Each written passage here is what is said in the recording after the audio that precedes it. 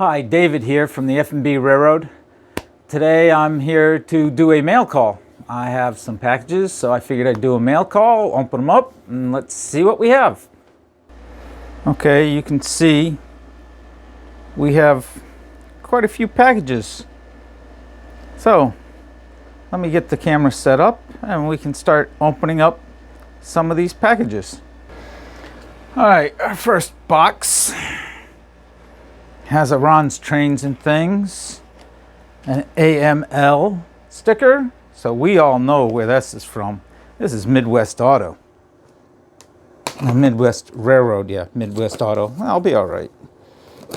Midwest Railroad. Got a packing slip. And our package.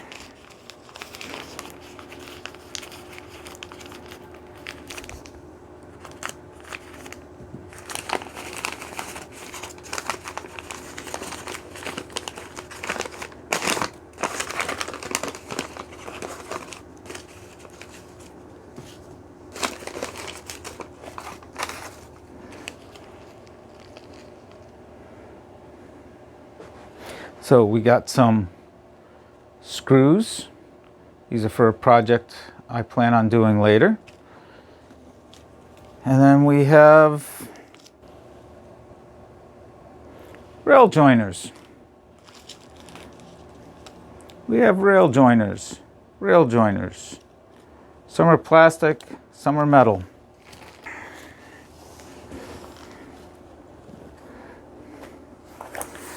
Oh, I ain't even gonna open this package. It already says what it is right on it. N-scale cork road bed. A whole box. So a whole box of N-scale cork road bed. This next long box. Where's this one from?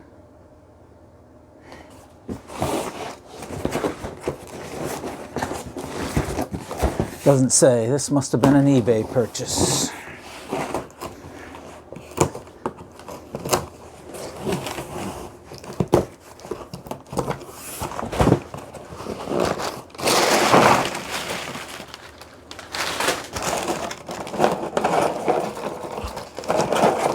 And we have a whole bunch of N-scale Code 80 Flex Track.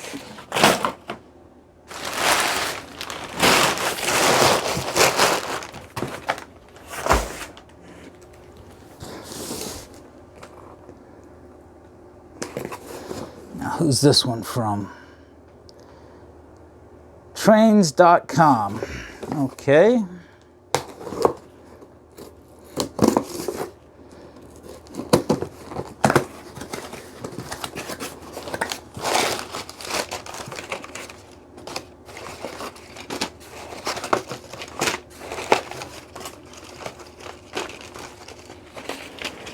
We got 4 packages of Atlas Code 80 5-inch straight track.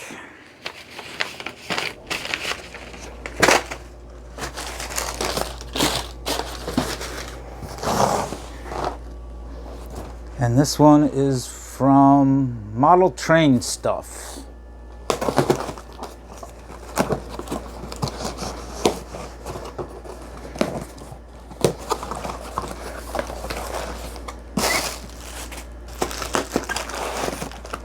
Well, it's packed pretty darn good.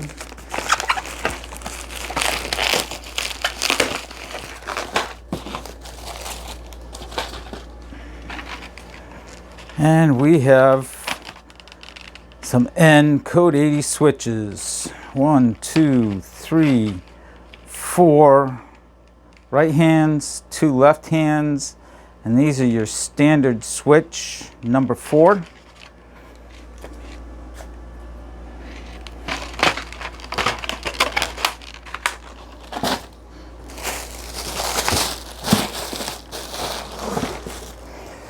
And our last box. And this box is from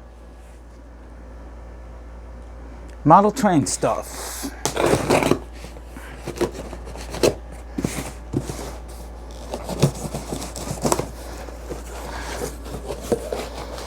Packing slip and a whole bunch of switches. We got Pico Streamline Code 80 number 4 switches. We got 1, 2, 3, 4, 5, 6, 7, 8 left hands.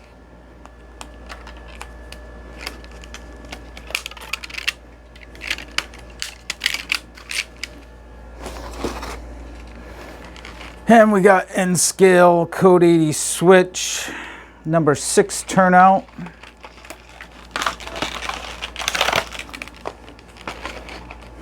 And we got 1, 2, 3, 4, 5, 6 right hand switches.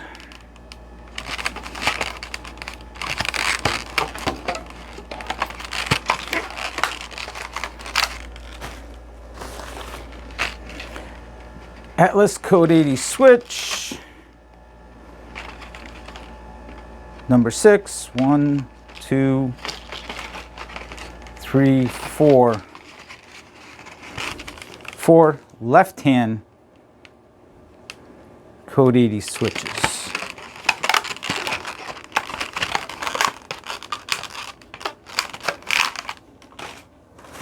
And more N-Scale Code 80 number 6 turnouts.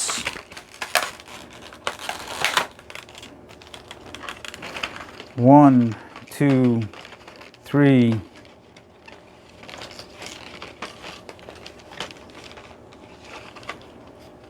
1, 2, 3 left hands and 1, 2 right hands.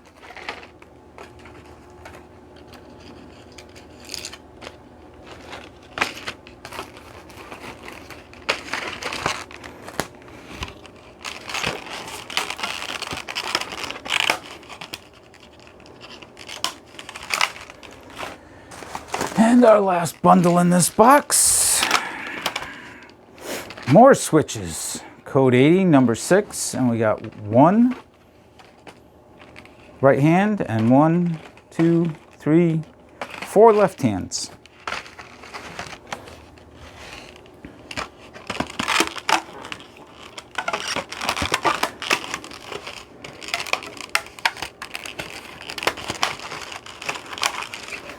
So that's our mail call. Okay, so here's a drawing of my expansion plans. This is on graph paper that is a 1/4 inch squares, and every 1/4 inch equals 3 inches. Right here is where my existing track would come into this. It'll come over this way. This section here would be 22 inches wide by 6 feet long. This section here would be 2 feet wide by 3 feet long. This section here would be 2 feet wide by 5 feet long, and this last section here would be 3 feet wide by 5 feet long. And now our main line coming off of our existing train track at ground level 0 would be this here, into a tunnel, out of a tunnel, crossed here, into another tunnel, out of a tunnel, through some passing sidings, around a turn, back onto this switch,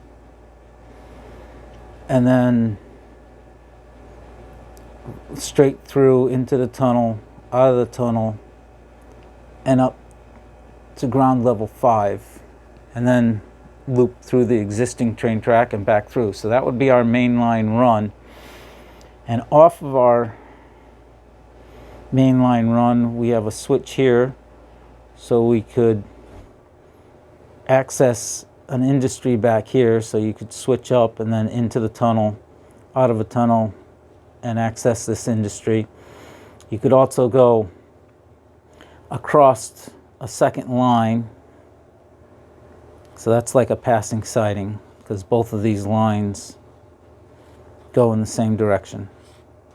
Or you can even go up further and hit this line here, which would bring you back through to here, which is actually a reversing loop, because you could go through, come around, and go back down the way you came.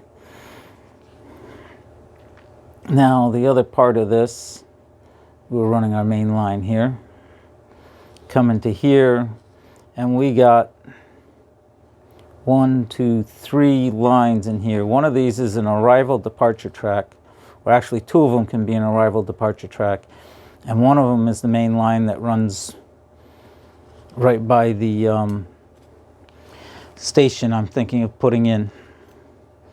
So off of that, you come down here, you hit your main line again, and that would be all these tracks. So your 2 arrival departure tracks, and then your 3 other tracks for your yard here comes down, and then off of here would be your tail track.